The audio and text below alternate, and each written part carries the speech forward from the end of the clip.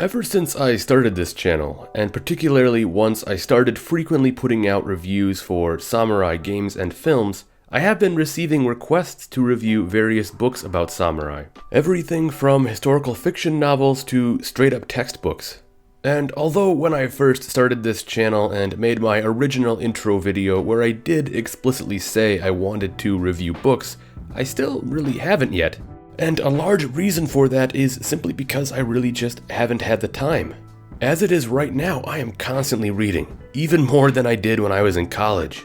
I am always continuously reading samurai history books for my samurai history videos, stuff like my Sengoku Jidai series and my extra samurai history content. And with all the reading I have been doing, I haven't ever really had the time to sit down and read something on my own for pleasure or interest other than for my history content on this channel. Basically, I haven't had the time to sit down and properly review a book about samurai. Book reviews are of course different from film reviews and game reviews. There is much more time and energy you need to put into reading a lengthy book and then analyzing it and putting out a solid review on it. So while there are books about samurai I do want to review, I have not done so as of yet. However, that is about to change. As you may know, there is a series about the history of the ninja on this channel, working alongside author, historian, and fellow YouTuber Antony Cummins. Recently, Antony asked if I wanted to review his new book, How to Be a Modern Samurai. Never before has a highly accomplished author or creator come to me with an offer to review their work, so of course I didn't turn him down. The idea of it too was intriguing. Its concept is a bit more on the self-help, lifestyle, and correct mindset side of books, but of course all wrapped nicely together using historical quotes, information, records, and practices from medieval Japan, all with the aim of helping the reader step into the mindset of a samurai in aims of better achieving their goals. Not to mention that it is also not too terribly long, so someone who is a bit more of a slow reader like myself would not take forever to get through it. It's also a book that I think fits perfectly for Antony's own specialties and research. While I am much more of a big picture military and political history kind of person, Antony is an on-the-ground tactics and lifestyle kind of historian. And this is why I think writing a book that compares the lifestyle of the samurai to our lives today is something he would excel at. So with that said, I recently worked my way through the book. Let's dive in and find out, can Antony help us better attune our minds to that of the iconic warriors of feudal Japan? Also, before we begin, I just want to say I know there are people out there who view Antony as a controversial figure for one reason or another, and always feel it right to voice their opinions on him and his work. While I do appreciate all constructive criticism and comments, let's please be professional and look to better understand and evaluate the work he is putting out. So, How to Be a Modern Samurai. 10 Steps to Finding Your Power and Achieving Success. Obviously, if you took the first part of the title off, this would seem like any other self-help book that you could find at your local Barnes & Noble. However, what does obviously separate it from any other book like this is the fact that it is framed around the mindset of a warrior living in feudal Japan. How would a samurai lead his life to the fullest and attempt to accomplish all of his goals? No doubt this is a book Oda Nobunaga would have picked up at his local Barnes & Noble. And it is interesting to see what Antony is doing here. It's actually something I've thought about from time to time myself. How can we in our modern world shape our lifestyle to be like that of the samurai? It's a curious question because the idea of it is a bit of an oxymoron. There is no such thing as a modern samurai as much as I wish there was. The samurai no longer exist. The title of the book is merely a figure of speech. It's not like in England where people can still be knighted.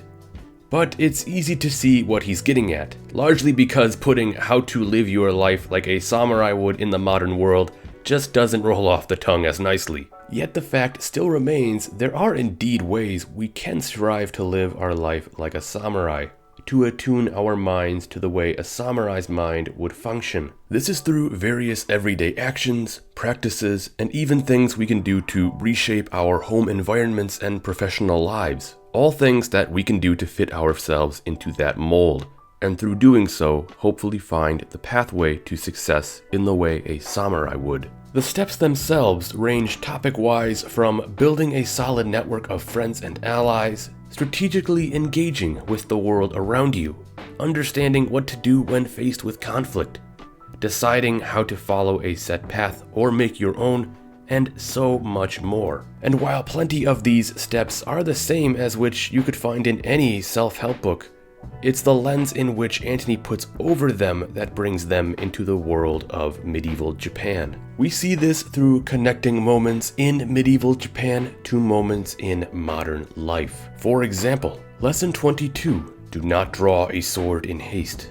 Antony first describes the serious nature of when and why a samurai decided to draw his swords, and why it was so important to wait for the correct time to do so, if a samurai intended to at all. Connecting this to the modern world, it is a lesson on how to avoid reflex reactions, how to better understand both sides of a situation, and with a level head, come to the correct course of action to take. Although other self-help books would flat out just tell you the second half, in How to Be a Modern Samurai, we receive all these connections to feudal Japan that help us better connect our everyday decisions to the course of action a samurai would take.